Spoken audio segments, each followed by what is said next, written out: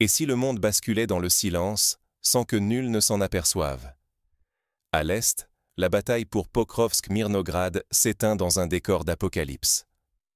Entre carcasses de béton et colonnes de fumée, les derniers défenseurs ukrainiens sont piégés sous terre, coupés de tout espoir, condamnés à attendre l'inéluctable.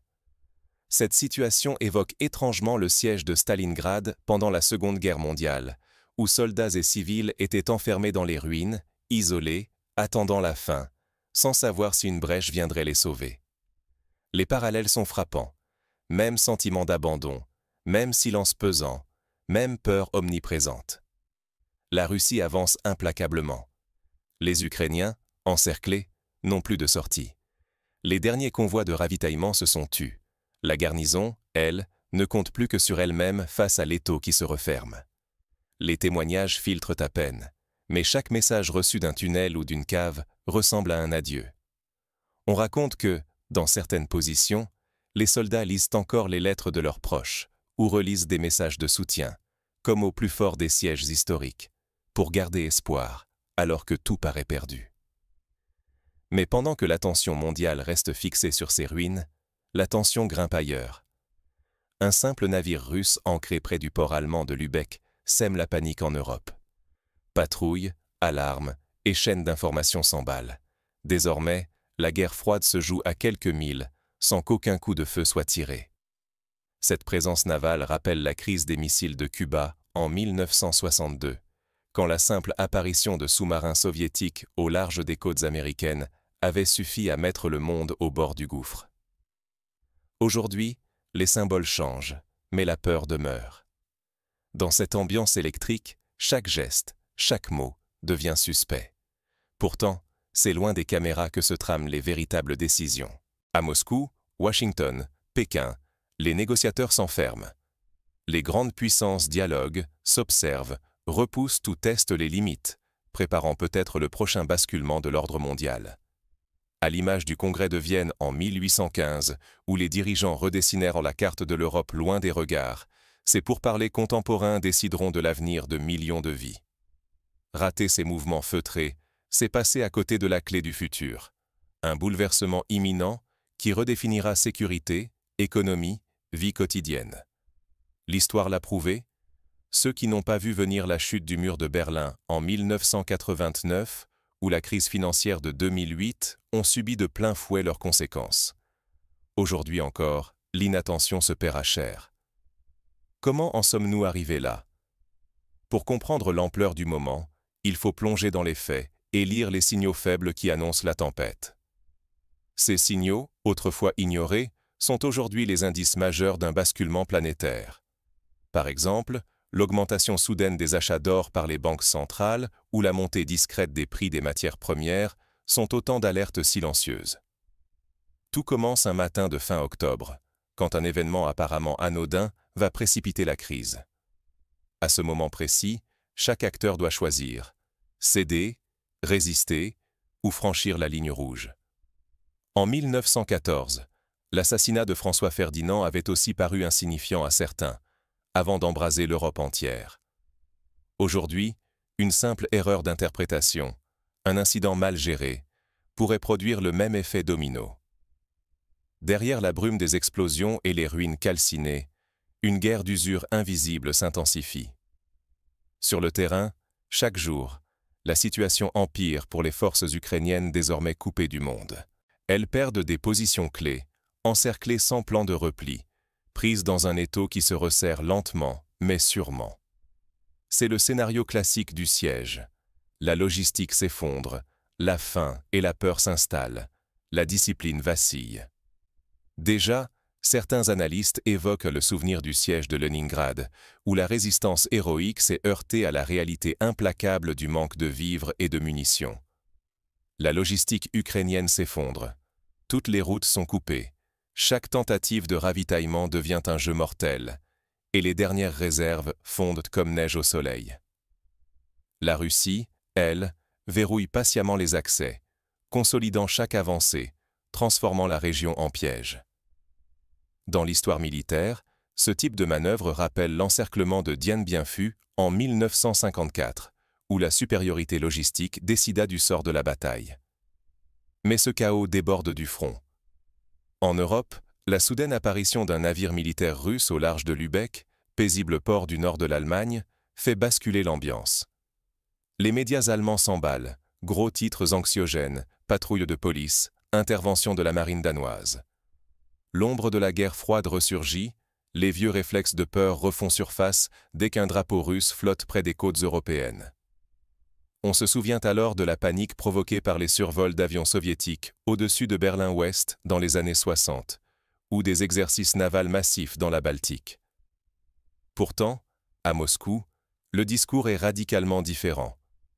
Les dirigeants russes affichent un calme presque provocateur. Pas de menaces, juste quelques mots froids et ironiques sur la simple présence de leurs navires. Ce contraste aiguise la tension. D'un côté, l'agitation occidentale, de l'autre, le flegme russe. Cette stratégie du contraste n'est pas nouvelle. Déjà, pendant la crise des euromissiles dans les années 80, Moscou alternait menaces et sérénité pour troubler l'adversaire et gagner du temps. Ce décalage révèle un jeu d'échecs subtil, où chaque geste militaire ou diplomatique est un signal, une manœuvre psychologique pour tester la nervosité de l'adversaire. Ignorer la portée de ces messages, c'est risquer de mal anticiper la suite, pour l'Europe, ses alliés, et en fin de compte, pour la stabilité du monde. On se rappelle comment, lors de la crise de Suez en 1956, des messages contradictoires avaient précipité une escalade incontrôlée. Mais derrière ces signaux, une question hante les chancelleries. Jusqu'où la Russie est-elle prête à aller? La réponse, imminente, pourrait bouleverser tout l'équilibre mondial. L'histoire abonde en exemples où un acteur a osé franchir la ligne rouge, comme lors de l'invasion du Koweït par l'Irak en 1990, déclenchant une réaction internationale imprévue. Silence feutré dans les salles de négociation. C'est ici, loin du fracas des armes, que le destin peut basculer. Les décisions prises en coulisses, comme lors des accords secrets de Munich en 1938 ou du pacte Molotov-Ribbentrop, peuvent changer la trajectoire de tout un continent sans qu'aucun soldat ne soit encore tombé. Alors que les caméras filment les ruines de l'Est, une autre partie se joue dans l'ombre. À Washington, un visiteur inattendu passe la porte d'un bureau discret. Kirill Dmitriev, envoyé spécial du Kremlin. Sa mission reste secrète, mais son but est clair, sonder les Américains sur la possibilité d'un accord caché. Il n'est pas rare que des négociations secrètes précèdent des tournants majeurs. On pense aux discussions entre Kennedy et Khrouchtchev pendant la crise des missiles, menées par des émissaires non officiels. Mais la Russie ne veut pas d'un cessez-le-feu provisoire. Derrière les formules courtoises, Moscou exige un règlement définitif et durable. Dans la liste des exigences, des garanties solides, la neutralité absolue des territoires disputés et surtout, la reconnaissance officielle des nouvelles réalités sur le terrain. Ce genre d'exigence est fréquent dans l'histoire. Lors de la fin de la guerre de Corée, chaque camp voulait que sa version du statu quo soit sanctuarisée par des traités et des engagements difficilement réversibles. À l'autre bout du monde, la Chine avance sur l'échiquier à pas mesurés. Pékin multiplie les signaux contradictoires, tantôt ambigus, tantôt franches. Elle refuse de choisir un camp, mais répète fermement que toute déstabilisation prolongée menace ses propres intérêts économiques et stratégiques. Son message est limpide. La stabilité régionale est vitale pour elle. En coulisses, la Chine multiplie les contacts avec l'Allemagne, la France, l'Inde. Lors du conflit du Vietnam, la Chine avait déjà su jouer double jeu, soutenant tout en ménageant ses intérêts. L'Europe, elle, semble dépassée par le rythme des événements. Les sanctions économiques tombent les unes après les autres. Les discours d'alerte s'enchaînent, mais chaque capitale improvise, sans direction commune. Entre inquiétudes et divisions, le vieux continent paraît plus spectateur que décideur dans ses tractations secrètes. Le souvenir du traité de Versailles plane. Combien de fois l'Europe a-t-elle été la table et non le joueur? Au centre de ces discussions, l'enjeu est immense. Si un compromis émerge, c'est tout l'équilibre des puissances mondiales qui pourrait être renversé. Sécurité collective, influence économique, autonomie politique, tout est en jeu. Pour l'Europe et le reste du globe, Cela pourrait ouvrir une ère de nouvelles alliances, de rivalités accrues, ou d'une paix imposée par les plus forts. Rappelons-nous la création de l'ONU en 1945, qui avait bouleversé la donne internationale, ou la chute du pacte de Varsovie, qui avait rebattu toutes les cartes européennes. À ce niveau, chaque mot, chaque silence, peut tout faire basculer. Les négociations sont tendues, les menaces à peine voilées, et nul ne sait qui, demain, sortira vainqueur de ce bras de fer discret. Un simple incident, une phrase mal interprétée, et tout peut s'embraser, comme lors de la crise des Balkans, au début du XXe siècle. La question n'est plus de savoir si l'ordre mondial va changer, mais bien qui en écrira les règles, et à quel prix. Souvenez-vous du prix payé après la Première Guerre mondiale. De nouveaux traités, de nouvelles frontières, des millions de déplacés. Aujourd'hui, les enjeux sont aussi vastes, sinon plus, car l'économie mondiale est intégrée et chaque bouleversement se propage instantanément. Mais certains acteurs prennent déjà de l'avance, prêts à influencer la suite des événements. Dans l'ombre, un plan se met en place, prêt à bouleverser tous les calculs. Des réunions discrètes s'organisent à Genève, à Istanbul, dans des hôtels anonymes où diplomates et stratèges élaborent leurs prochaines manœuvres, loin des flashs et des microphones. Au 25e jour d'octobre, chaque geste compte. Le monde retient son souffle. La confrontation ouverte et les tractations de l'ombre s'entremêlent. Personne ne peut plus se permettre l'erreur ou l'hésitation. L'histoire avance, implacable.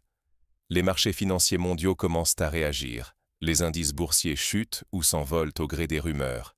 Les devises des pays en première ligne se déprécient rapidement. Une seule déclaration peut faire perdre ou gagner des milliards. L'impasse militaire s'installe. Les combats sans vainqueur épuisent les camps, tandis que la lassitude gagne les sociétés civiles. Les vieilles stratégies russes, américaines et européennes révèlent leurs limites. Aucun acteur n'a la force d'imposer seul sa volonté. La pression monte, dans les chancelleries comme dans les rues. En Russie, les files d'attente devant les banques rappellent les paniques bancaires des années 30, tandis qu'en Europe, l'inflation renforce la colère populaire. Face à cette usure, l'idée d'un accord global fait son chemin. Non pas comme une utopie, mais comme une issue imposée par la réalité. La Chine, d'abord discrète, s'impose en arbitre silencieux. Sa patience, sa puissance économique et ses réseaux d'influence lui permettent d'agir sans éclat, mais non sans efficacité. Ce qui paraissait improbable il y a quelques mois devient soudain le scénario central. Souvenons-nous du rôle discret mais décisif de la Suisse lors de la signature des accords finaux de la guerre d'Algérie. L'Europe, elle, se retrouve sur la corde raide. Si elle ne s'adapte pas à ce nouvel équilibre, elle risque de voir son influence s'effriter et de devenir spectatrice d'un jeu qui la dépasse. L'inaction ou le repli aurait un prix. Marginalisation, perte d'indépendance, vulnérabilité accrue au choc à venir. L'histoire de la Ligue des Nations, impuissante dans les années 30, est un avertissement cruel. Perdre l'initiative, c'est se condamner à l'impuissance. Dans la tourmente, les peuples prennent la parole. Leur exaspération face à la guerre, leur inquiétude économique et leur soif de stabilité deviennent des forces politiques. Désormais, ce ne sont plus seulement les dirigeants, mais la société entière qui réclame une paix durable et un nouvel équilibre, où la négociation l'emporte sur la confrontation. Partout, des manifestations fleurissent, de Berlin à Varsovie, de Paris à Prague, rappelant les mouvements pacifistes des années 70 qui avaient contribué à faire tomber le rideau de fer. Mais la marge d'erreur se réduit. Une décision mal calculée, un signal ambigu, et c'est l'indépendance, la stabilité et la prospérité de toute une génération qui vacille. À ce stade, chaque choix peut redessiner la carte du monde, pour des décennies. On se souvient du partage de l'Afrique lors de la conférence de Berlin en 1884, dont les décisions mal préparées ont eu des conséquences jusque dans notre présent. Alors que la nuit tombe sur les capitales du monde, chaque camp prépare ses prochains mouvements. L'inconnu domine. La moindre décision pourrait faire basculer l'avenir. Des scénarios de crise sont simulés dans les états-majors. Cyberattaques sur les banques, coupures de gaz, sabotage d'infrastructures critiques. Les gouvernements rappellent en urgence leurs ambassadeurs pour des consultations. Le véritable pouvoir, c'est de saisir avant les autres ce qui bouge en profondeur. Dans une époque saturée d'informations, reconnaître les signaux faibles devient une arme rare. Comprendre ce qui se prépare, c'est prendre une avance qui peut tout changer, et ces indices ne s'affichent jamais en une. Seuls les plus attentifs, capables de faire le tri entre le bruit et le sens, peuvent anticiper. Première règle, séparer le bruit de l'essentiel. Les annonces fracassantes, les discours enflammés, les mises en scène politiques font partie du théâtre.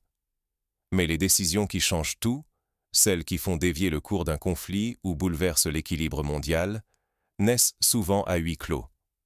Elles se trahissent par des ordres de déploiement, des mouvements logistiques à peine visibles ou des alliances redessinées discrètement. Par exemple, surveiller les mouvements de troupes secondaires, la signature discrète d'accords énergétiques ou l'augmentation soudaine des importations de céréales par certains pays peut révéler les véritables intentions. Deuxième règle, surveiller les actes, pas les mots. Observez les déplacements des dirigeants, les rencontres imprévues, les ajustements de troupes. Qu'un navire militaire apparaisse soudain au large d'un port européen, ce n'est jamais innocent. Une présence silencieuse peut annoncer un basculement, compris d'emblée par tous les acteurs. Les marchés financiers, eux, réagissent parfois avant même que l'opinion ne saisisse l'ampleur de ce qui arrive. Les traders de Londres ou New York, par exemple, ajustent leur position sur le gaz ou le blé dès qu'une rumeur circule sur un possible blocus maritime. Troisième règle, restez lucide face au tumulte médiatique. Les médias amplifient l'éclat au détriment du fond. Pour détecter les véritables marqueurs de rupture, il faut regarder ce qui évolue en profondeur. Chaînes logistiques interrompues, flux commerciaux détournés, alliances économiques qui se reconfigurent. L'exemple de la crise sanitaire récente est parlant. Bien avant que la pandémie de 2020 ne fasse la une, la fermeture discrète de certaines usines chinoises avait déjà donné l'alerte à quelques analystes avertis. Pour chacun, l'enjeu est vital. Ne pas être pris de court. Anticipez. Diversifiez vos sources. Privilégiez l'analyse à la réaction. Étendez vos ressources, financières, professionnelles, relationnelles. Même dans la vie quotidienne, il devient crucial de cultiver une agilité mentale face à de nouvelles règles du jeu global. Prendre des cours de langue, s'informer sur les risques géopolitiques, investir dans des compétences transférables sont des moyens concrets de se préparer. Car désormais, tout se joue sur votre capacité à transformer les bouleversements en opportunités. Comprendre avant les autres, c'est s'adapter avant les autres. Ce n'est plus un luxe, c'est la condition pour protéger sa sécurité, son niveau de vie, parfois même sa liberté. Ceux qui, lors de la crise argentine de 2001, avaient diversifié leurs avoirs à l'étranger ou investi dans l'or, ont pu traverser la tempête sans tout perdre. Rien n'est acquis. Le monde se recompose sous nos yeux, parfois dans le silence, parfois dans la fureur. À chacun de décider, subir l'histoire ou apprendre à la lire et en tirer parti. Dans les années 40, des familles entières ont dû tout abandonner en quelques jours, faute d'avoir anticipé l'effondrement de leur pays. Aujourd'hui, l'information circule vite. Il ne tient qu'à chacun de s'en saisir. Mais pourquoi ce basculement se joue-t-il précisément maintenant? Pour le comprendre, il faut revenir sur les dynamiques qui, depuis plusieurs mois, ont discrètement préparé le terrain. Parmi celles-ci, la réorientation rapide des flux énergétiques, la relance des budgets militaires, la multiplication des cyberattaques et surtout, la montée de l'instabilité politique dans plusieurs États clés. La prochaine page de l'histoire mondiale s'apprête à s'écrire. Serez-vous simple spectateur ou déciderez-vous d'entrer en scène? Dans cette période de bouleversement, une évidence s'impose. Rester en retrait, c'est laisser d'autres décider de votre avenir. Ceux qui scrutent les coulisses, qui déchiffrent les silences et captent les signaux faibles, détiennent la possibilité non seulement d'anticiper, mais parfois d'infléchir le cours des événements. Prendre part peut signifier rejoindre une organisation humanitaire, s'engager dans la vie civique ou simplement diffuser une information fiable à son entourage. N'oubliez pas, les bascules historiques ne surviennent pas seulement sur les champs de bataille, ni sous les projecteurs, mais dans l'obscurité feutrée des négociations et les mouvements secrets des puissances. Quelques individus informés, au bon moment, ont su, dans l'histoire récente, transformer l'incertitude en avantage. À chaque époque, ceux qui comprennent avant les autres peuvent s'adapter, résister, et parfois façonner l'ordre à venir. En 1968, ce sont de simples étudiants qui ont initié une vague de changements politiques en France et ailleurs. Désormais, chaque silence, chaque déplacement de navire, chaque prise de parole diplomatique porte un sens caché. Les grandes puissances abattent leurs cartes à demi-mot, mais seuls ceux qui les interprètent tiennent véritablement les rênes. Ignorer ces indices, c'est abandonner sa souveraineté. S'informer, relier les points, c'est au contraire se donner de nouveaux outils pour sécuriser son avenir et renforcer son autonomie. Créer des réseaux locaux de partage d'informations, suivre des sources internationales, apprendre à vérifier les faits. Voilà des gestes simples mais décisifs. Vous l'avez compris, l'inaction n'est plus envisageable. La stabilité, la sécurité, le pouvoir d'achat, l'avenir politique de chaque nation, tout peut basculer dans les prochains mois. Refuser de voir, c'est céder à la peur et à la dépendance. Mais choisir de comprendre et d'anticiper, c'est ouvrir la voie à la résilience, à la confiance et à la maîtrise de son destin collectif.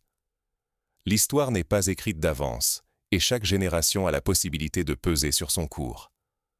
Un nouveau chapitre s'ouvre, où chaque citoyen peut redevenir acteur, à condition d'oser lever le voile sur les apparences. Qui écrira la suite? Ceux qui regardent de plus loin et décident d'agir. Ainsi, l'audace, l'attention et l'adaptation seront les clés pour ne pas subir, mais façonner l'avenir, ensemble.